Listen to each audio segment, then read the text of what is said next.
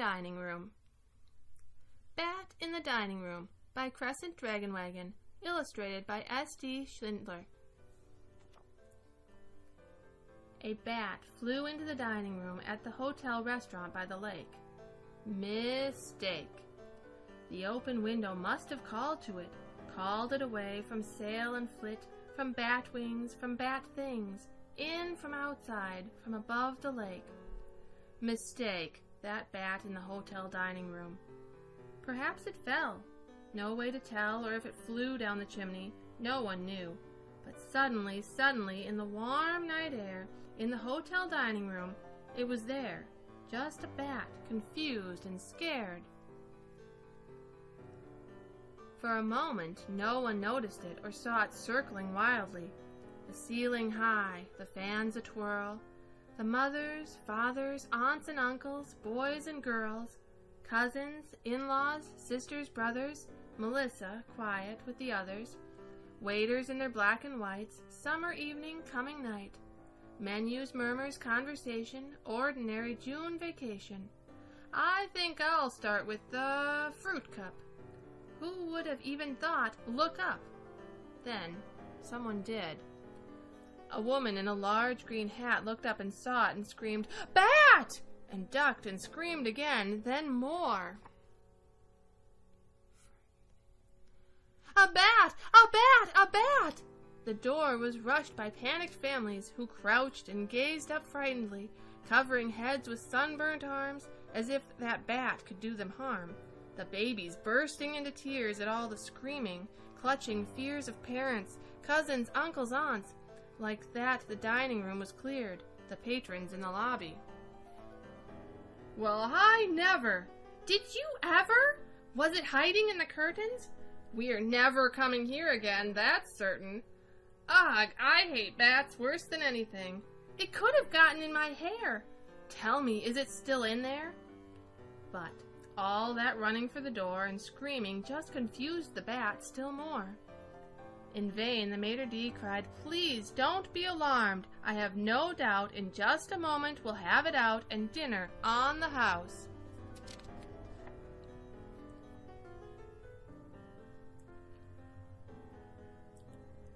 Is there no one anywhere who guesses how that thing which panicked them might be? That dark gray bat shape, delicate, frightened, circling crazily? And could they ever, even one, think to feel the bat's bat fright? Spinning, spinning, spinning from outside, trapped inside a strange, enclosed and lit up night? Not even one in sympathy? Yes, Melissa. No one saw her yet. The waiters and the chef talk loudly in the kitchen by the dining room. "Well, look, if I get a ladder and a broom, if we could stun it, catch it, if we open all the windows wide, let's think, what else could we try?" And bat, poor bat, it's pitched too high for anyone to hear, but in its panicked flight, if anyone had looked and really seen, they could have heard, just from the way it moved, a terrified cry and seen its beautiful rigid wings beating like a heart, fluttering like moths. Where is it? How can it get out? How did it get caught?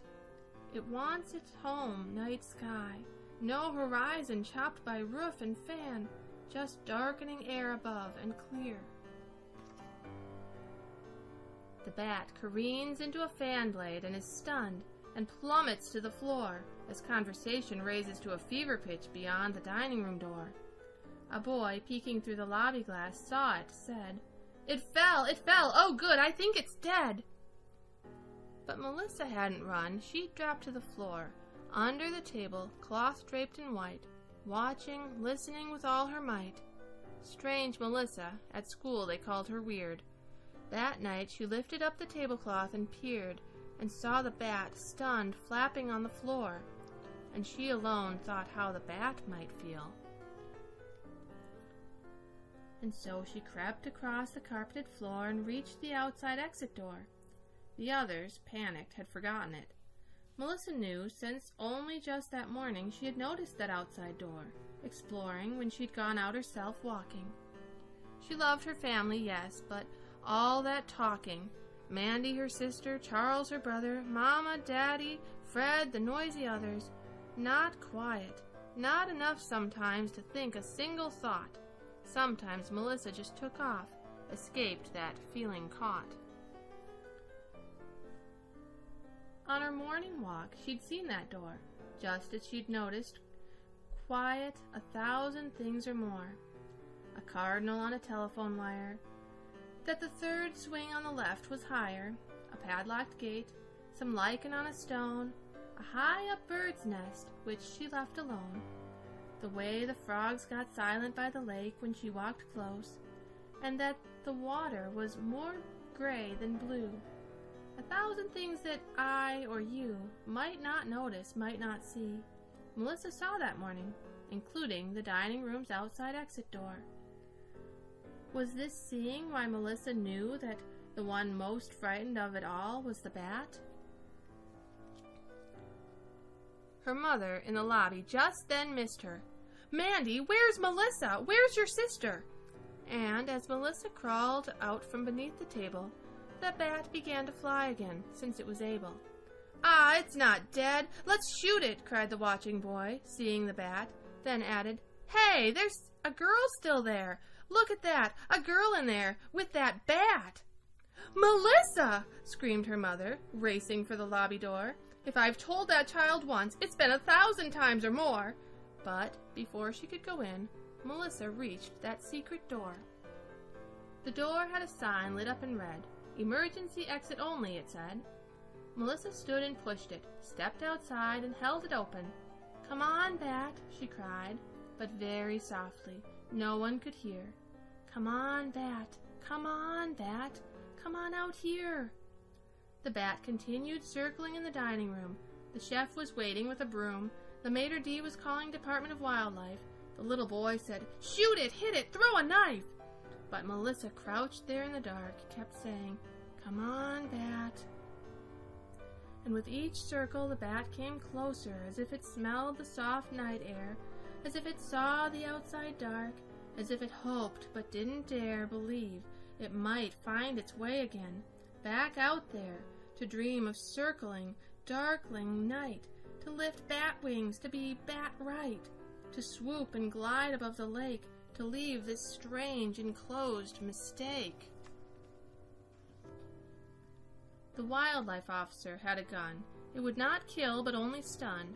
He drove up in his truck, he parked, but even then the bat moved there, towards that piece of dark, a square, Melissa's open door, the way the bat could fly out free, away, and swoop out into nighttime.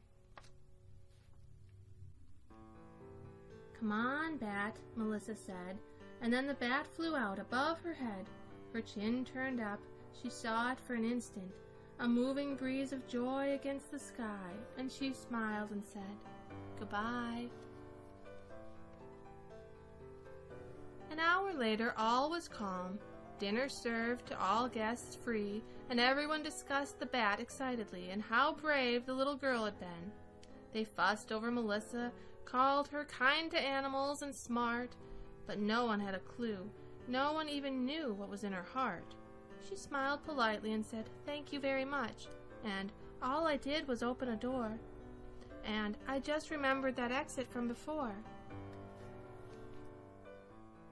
But that night, when she crawled into bed, Melissa remembered, smiling in the dark, the joyful moment when the bat flew out and free above her head, and thought of it a swoop, a glide, its panic ended, flit and soar, and that she'd held the open door. Now in its night, bat circling and bat limber, and thought, "I hope that bat's forgotten this night, which I will always remember." The end.